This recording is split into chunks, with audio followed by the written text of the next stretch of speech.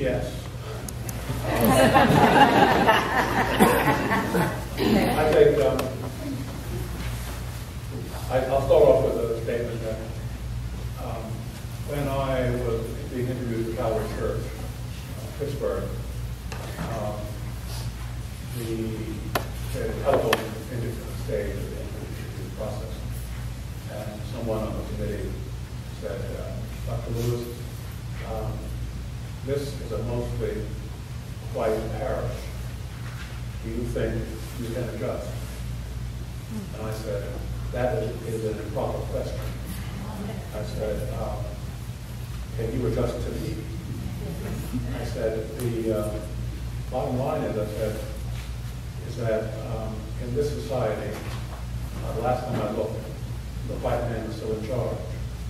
And so it behooves us as black people to understand what makes you tick in order that we can function in your society. The converse, however, is not true. You can traipse along without real, meaningful contact with people of minority race. I said, for me to learn about you is a required course, but for you to learn about me is an elective.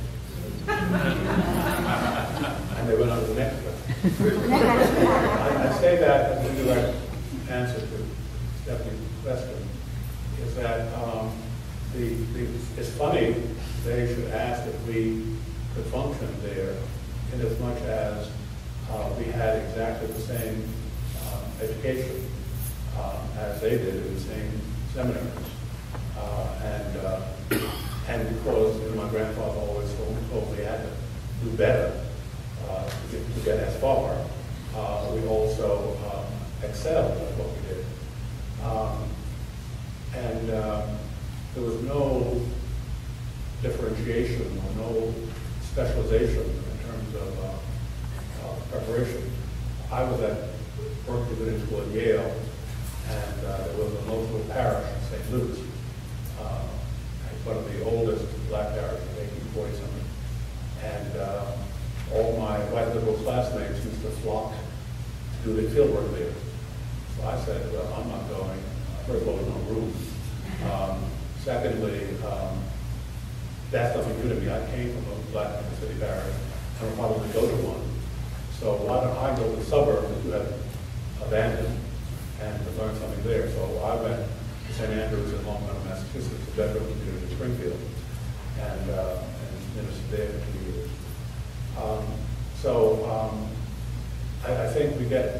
I think nowadays there's been efforts to deepen seminary education and to talk about different kinds of ministry.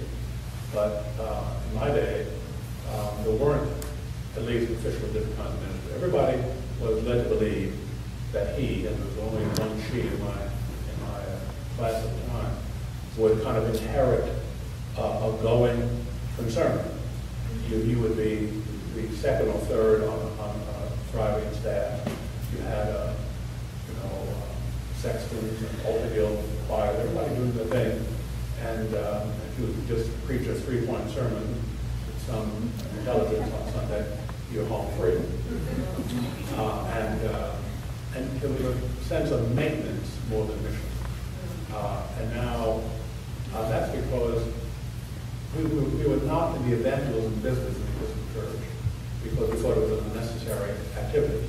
We believed that everybody with good sense, and certainly everybody with good taste, would find their way.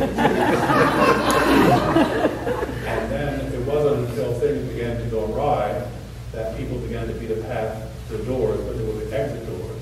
And that's when we discovered evangelism and started reaching out to people, and with some success. But right now, I think the number of Episcopalians now begins with a one. In other words, there are fewer than 2 million active communicants in the church, only 40% less than there were when I was in seminary. People do vote with their pocketbooks. I come to the Diocese of Pittsburgh, where people left great numbers, thinking the church had sold itself out, and so on. And now they have a true church which of course means that gay people can't go to heaven, and they're sure of it. It's a different moral act. I think what has happened is that a lot of congregations are looking at various people they would not have considered before. Women, for example, being considered for positions because I think looking back at the old conventions when this came up, there was what I call the NIMBY factor. People voted for women's ordination as a French say, en principe, and it was a good idea. But then when they went home and became members of search committees, they said, not in my backyard. It's good for the church in general, but not here. And as the model changed, and women and black people and others began to occupy pulpits and stand their altars, people learned by that experience. And that has been the converting factor. Being cheek to jowl with people you used to keep out.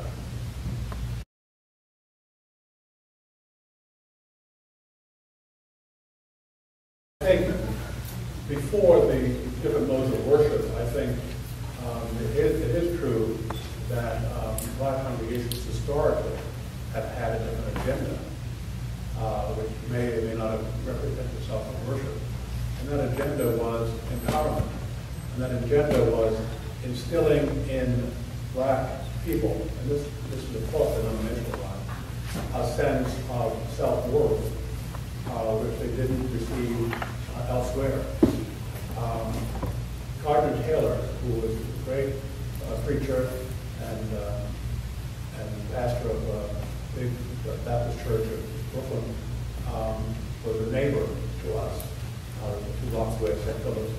And in the 60s, I used to defect from High Mass at St. Philip's and go over to Concord Baptist Church for the civil rights rallies.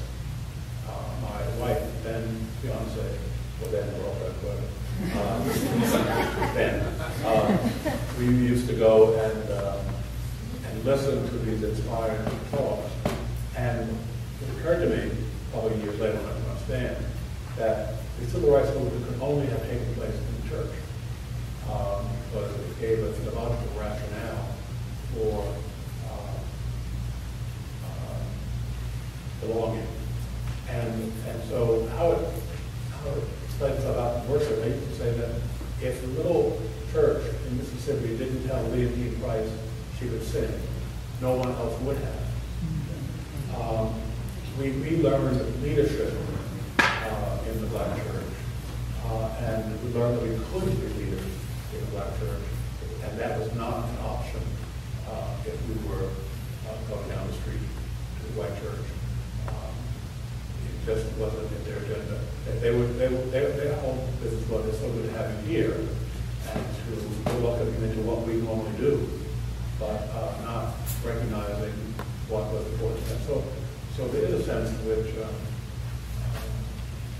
there's a cultural difference in expectation for belonging and worship. It doesn't mean that races cannot